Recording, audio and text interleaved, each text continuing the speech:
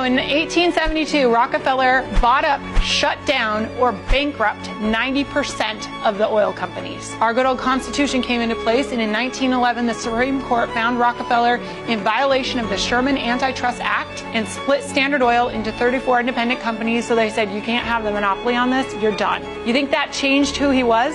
No. He promised to bankrupt America. At that very same time, they were learning how to turn petrochemicals, exactly what he had at his fingertips with the oil, into pharmaceuticals. Now, John D. Rockefeller's biggest threat was natural health. So what does he do?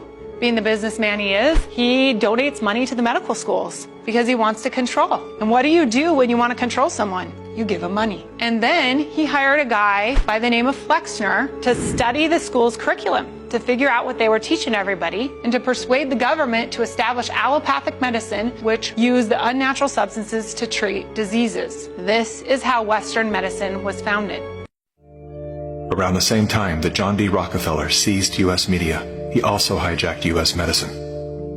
When it was discovered that drugs could be produced from petroleum, America's top oil mogul ordered his army of propagandists to invert reality accordingly. Medicines used for thousands of years were suddenly classified as alternative, while the new, petroleum-based, highly addictive, and patentable drugs were declared the gold standard. After buying a German pharmaceutical company that manufactured chemicals of war for Adolf Hitler, Rockefeller leveraged his political influence by pressing Congress to declare natural healing modalities unscientific quackery. Rockefeller then took control of the American Medical Association and began offering massive grants to top medical schools under the mandate that only his approved curriculum be taught. There will I go for the benefit of the sick. Any mention of the healing powers of herbs, plants, and diet was erased from most medical textbooks. Doctors and professors who objected to Rockefeller's plan were crucified by the media, removed from the AMA, and stripped of their license to teach and practice medicine. Those who dared to speak out were arrested and jailed. When evidence began to emerge that petroleum-based medicines were causing cancer, Mr. Rockefeller founded the American Cancer Society, through which he suppressed that information. John D. Rockefeller is duly credited as the founder of the pharmaceutical industry, and the reason that medical error is currently the third leading cause of death in America. This is not an indictment against doctors. More than anyone, they are under the stranglehold of the single largest lobbying power in Washington. Every year, the pharmaceutical industry spends at least twice the amount as big oil to influence laws, policies, and public perception.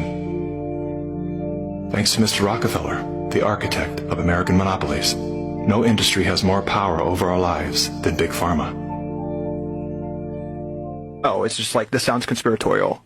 And it's just like, what actually happened? And there's a couple like really important dates that happened that are historical that I think like set this structure really intentionally.